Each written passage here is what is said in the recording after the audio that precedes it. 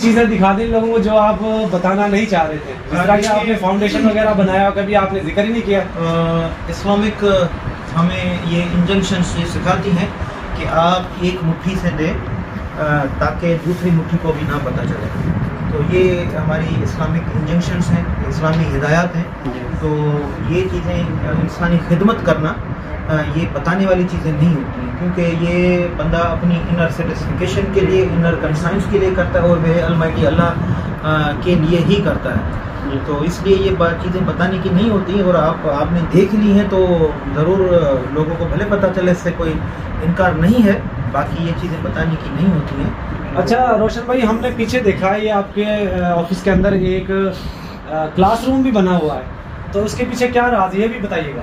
देखिए क्लासरूम, क्योंकि जैसे कि मैं एक PhD लॉ हूँ और लॉ का प्रोफेसर हूँ, और मेरी 3 किताबें लॉ की कानून की लिखी हुई हैं।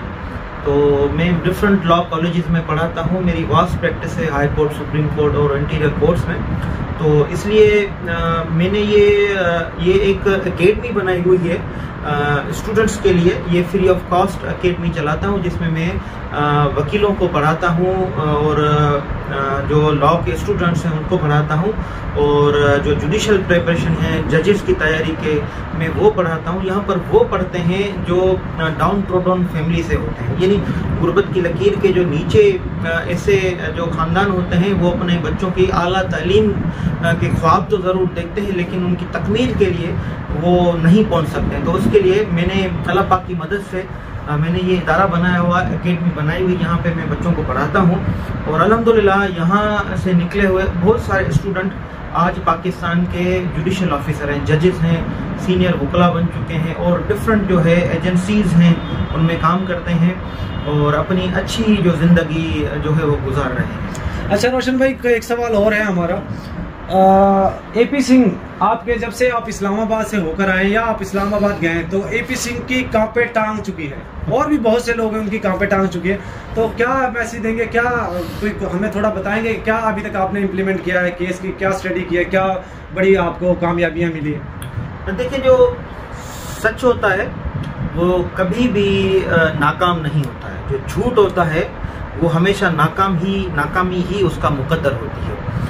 तो ये जो AP सिंह साहब है, सीमा हैदर का जो वकील है, ये एक झूठा इंसान है। इसने कई झूठ बोले और मैं इसकी नाकामी का जो अलम है वो बुलंद करता हूँ, और मैंने बुलंद किया इस्लामाबाद में जाकर।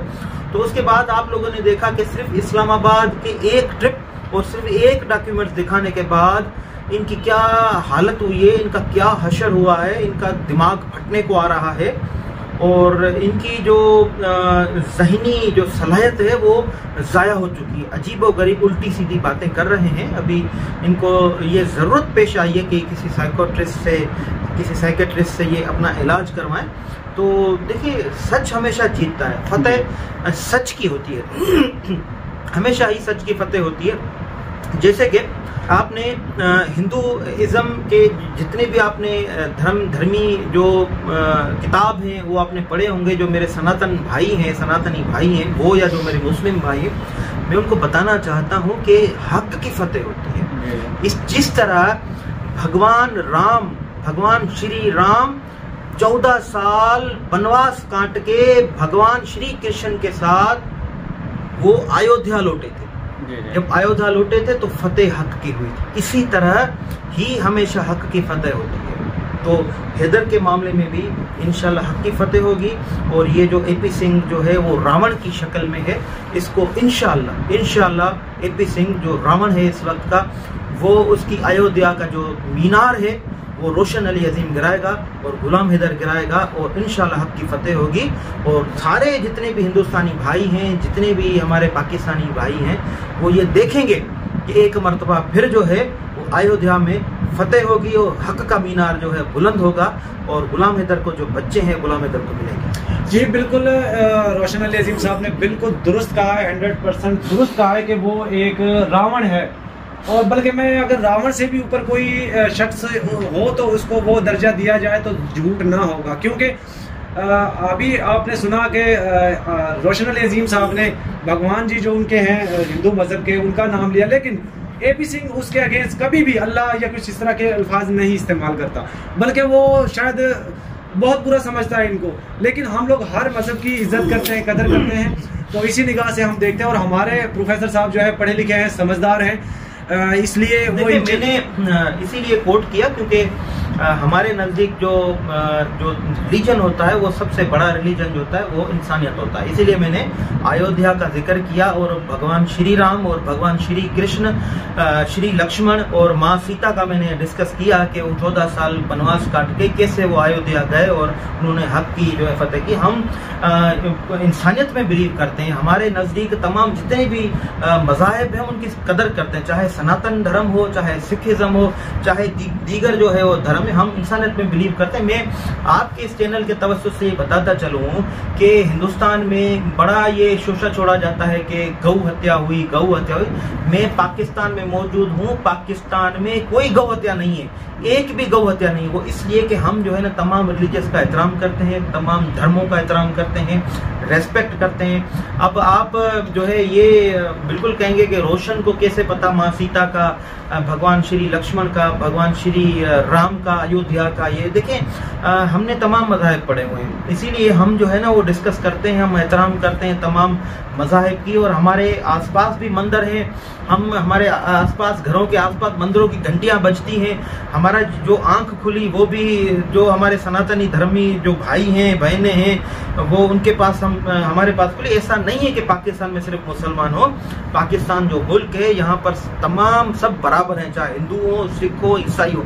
हम यहाँ पे होली मनाते हैं, हम यहाँ पर जितने भी त्योहार हैं हिंदू के, सनातनियों के, हम उनके साथ शरीक होते हैं, मनाते हैं। और जो हमारे सनातनी भाई हमारे साथ ईदें मनाते हैं, हमारे साथ महरमुल हराम की जो रसूमात है वो करते हैं, कोई डिफरेंस नहीं है यहाँ पर। अच्छा, लास्ट में रोशन भाई आपसे कुछ हम और जानना चाहेंगे, टाइम भी शॉर्ट है, लेकिन सवालात हमारे जानने वाले, देखने वाले वो पूछते हैं। आपने अभी जिक्र किया हिंदुओं का कि हमारे यहाँ पे नज़दीक में हिंदुओं के मंदिर भी हैं, तो कोई हमारी किसी से मुलाकात करवा सकते हैं? यहाँ जो कहा जाता है कि पाकिस्तान में हिंदुओं को तंग किया जाता है, उनको परेशान किया जाता है, उनसे हम मुलाकात करके उनके साथ कोई वीडियो, उनका क्लिप लें ताकि वो उनको दिखा सकें कि यहाँ बड़े प्यार मोहब्बत अमन के साथ रहते हैं। देखें बहुत सारे यहाँ पर हिंदू भाई रहते हैं, मंदिर हैं बहुत सारे, और बिल्कुल मैं आपको मंदिर भी दिखाऊंगा।